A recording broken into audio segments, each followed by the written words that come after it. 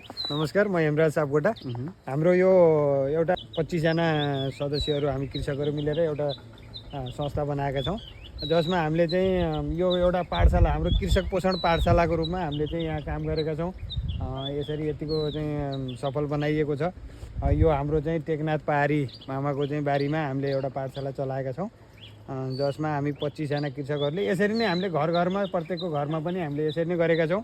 र यो कृषकलाई केही सहयोग होस्, एउटा पोषण चाहिँ मिलोस्, पोषण पाठशाला भनेर चाहिँ हामीले त्यस रूपमा आफ्नो घरको चाहिँ प्रयोगको लागि बढी मात्रामा र बढी सबैजनाले मिलेपछि यसलाई चाहिँ बजार पुर्याउन सजिलो होस् भन्ने उद्देश्यले 25 जना समूह मिलेर हामीले यसलाई चाहिँ यसरी यतिको चाहिँ बनाउन सफल भएका छौँ। यहाँ धेरै थियो, तपाईँको काउलीहरू थियो, ब्रोकाउली थियो, यो सब चाहिँ सिद्धिएर अहिले हाम्रो यहाँ टमाटर रहेको छ, यता बन्दाहरू छ।